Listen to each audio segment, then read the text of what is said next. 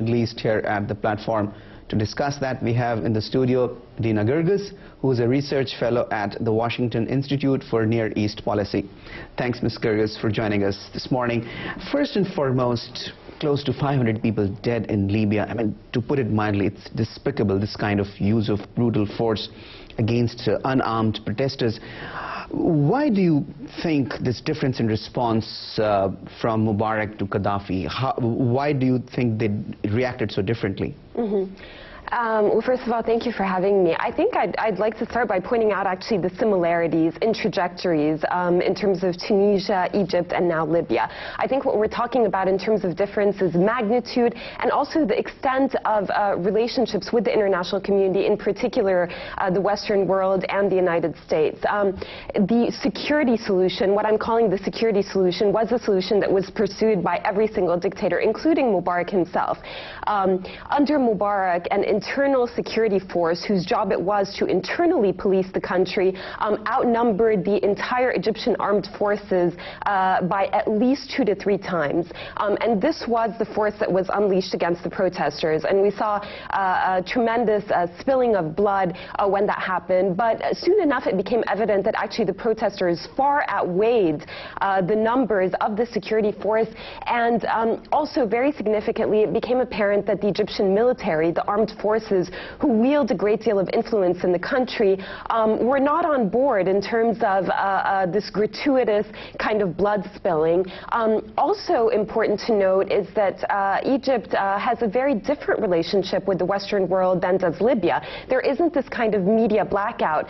There were all kinds of journalists in Egypt, and I think really a significant also turning point in terms of forcing the Egyptian state to adjust its tactics in dealing with the protesters was the fact that Western journalists were on the ground, were attacked. All of this was captured on film, kind of the brutality of the Egyptian state in dealing with all of this. So these are all very significant differences. Muammar al-Gaddafi, he's no longer an enemy of the Western world. He's not a friend, that's true, but he's no longer an enemy. There aren't these kinds of deep strategic interests between his country and the United States. And so you see less of sort of a vested interest from the world. The relationship between these autocratic rulers and the West, particularly the United States, we'll come to that later in the show. But you began by talking about the similarities. Now, one more similarity that we see is their inability to see the writing on the wall. Now, Gaddafi's world is crumbling around him. His ambassadors are resigning. His armed forces are defecting, yet he thinks he can survive. Yes. And pretty much the same way Mubarak thought he could survive. Right. It remains, and same with Ben Ali in Tunisia. I mean, it remains to be seen. I think we're expecting Gaddafi to deliver a speech any minute now.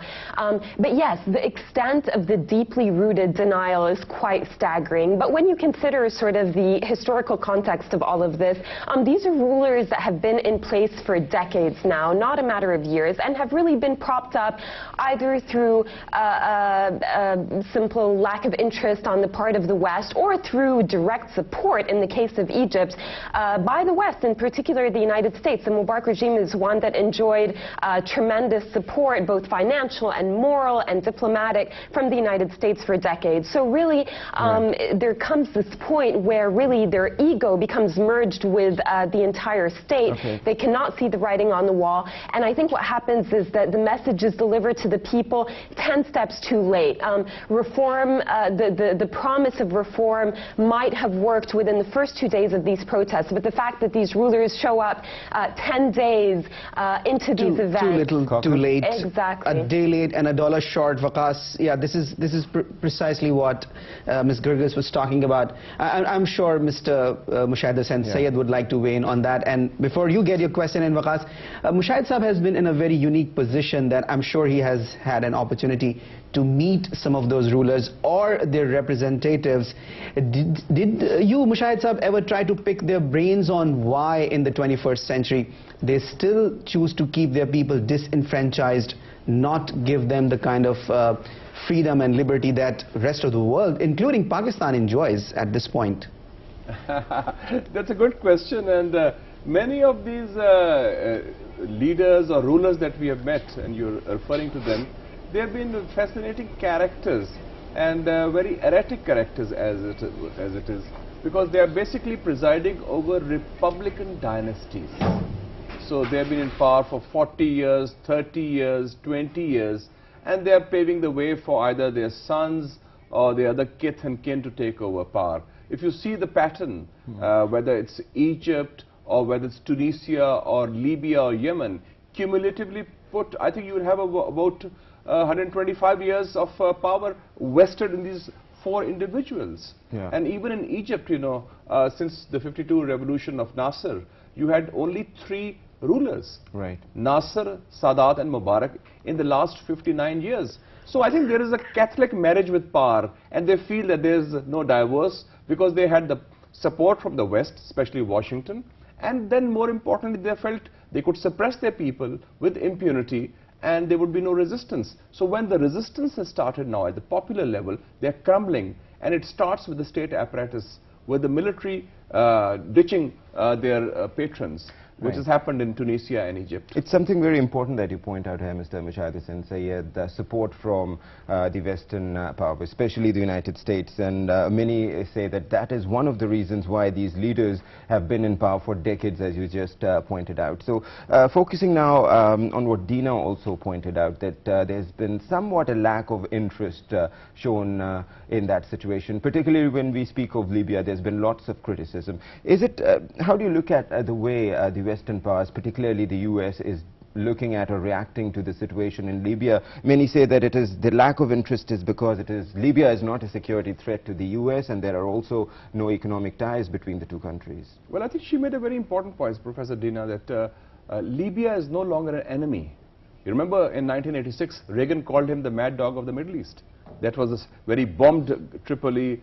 Gaddafi's daughter was also killed. But after 2003, when Gaddafi said he is not going to build the bomb, and he gave all the bomb-making materials to Washington, he became a good boy. And then there was a deal in the desert, as they call it, in March 2004, when Blair went to Libya, and after that there was a flowing of a lot of contracts, £1 billion worth of contracts for British Petroleum, for Shell, and then of course the Lockerbie accused Megrahi was released on political grounds by the British government. So there was a lot of complicity with the West. And it's very interesting that I'm noticing nobody in the West is calling for regime change in Libya, despite the crimes that Gaddafi has committed against his own people. And this is, if it was Iran, if it was Sudan, they would have said out with them. They should be knocked out. The question is, of course, we agree that it's no longer an enemy, and there are no economic ties also, as it is being said. But there are economic ties between the European countries and the Libya. But not directly with the US. But can the United States and the international community, of course, they've been they've had a very loud voice for the cause of human rights all across the globe. How would this fare for their image? The kind of reaction that many say is coming from those countries, it's quite muted. I'm sorry, I don't agree with your assertion that there is a strong voice for human rights. I think it's very selective. When it comes to Israel, when it comes to Palestine, when it comes to their favorite dictators, then their voices are muted, because they are more an expression of concern rather than an enthusiasm for real change. You can see all the American statements, even Hillary Clinton, a week before Mubarak's ouster, she was talking of there should be a transition, we should be very careful, and it's complicated and so forth. So there's more concern. There's not that kind of euphoria that, okay, real change has finally come in, there's an Arab awakening, it's at the popular level, we should welcome it, and we should ride the crest of change. So it's not like that. All right. So there's a lot of concern, I think, because the Americans have been the protectors of the status quo in the Middle East since World War II. Yeah, Kokab, you want to say something? Yes, Waqas, I wanted to ask Mushahid Saab a follow-up question on what he just said, and before him Ms. Girgis also mentioned here in Washington the lack of interest that the United States has shown, and Mushahid Saab was also hinting at that in human rights violations and, you know, the lack of strong reaction. What about the Muslim world itself? 500 people dead people lying in the streets. Where is OIC? What is OIC saying? How is Pakistan reacting to that situation? I think you should see the Muslim world reaction in two aspects. The Muslim regimes, who are petrified, who are scared like hell, and the Muslim people, the Muslim street, Muslim public opinion. In Pakistan, there have been editorials welcoming the demise of these dictators, welcoming the removal of these dinosaurs, if you will. And because in Pakistan, there's a very strong democratic ethos which expresses itself through the television, through the media, through the political process, and also at the street level. So in Pakistan, the change in the Middle East has been welcomed warmly, and nobody has sided with the regimes which are obsolete. But I think the Muslim regimes, and your point about the OIC is very well taken, Caucus Saab, because the OIC is the voice of the Muslim establishment. And the OIC will say, hear no evil, see no evil, and they'll keep quiet. They won't issue a statement. So you can't expect them to be because they represent Muslim governments. All right. My question to Ms. Girgis in Washington, Kaukab, I'm just curious to find out, I, as a matter of fact, put the same question on the same lines to Mr. Mushahid Hussain also. Do you think that the United States, Ms. Girgis, should be concerned about its image in the Middle East, about how it is reacting to these protests there, particularly in Libya, around 500 people killed there. The reaction, many say, is being muted. And remember, the U.S. has been seen in the world as a strong advocate of human rights and freedom.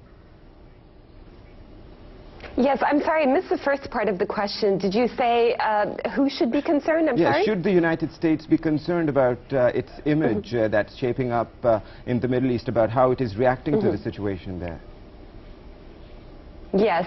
I think clearly, I think things are unraveling at a much quicker rate than anybody anticipated, least of all the United States. And what's staggering is that we're hearing from the intelligence community also that they didn't see this coming, which is quite amazing to those of us that follow countries in the region closely. It was very clear that the United States was not doing a good job of hedging its bets in terms of who really wields the influence on the street and who's capable of changing the dynamic very quickly. The United States was maintaining very strong official ties with regimes, with the strong men of the Arab world, but not doing a very good job at reaching out to youth forces, at reaching out to Islamist movements, at reaching out to highly repressed secular and liberal forces. And now I think they're catching up or they're being forced to catch up very quickly. And I think that you see a divide now within the United States administration where you still see some latching on to the old way of viewing things, which is essentially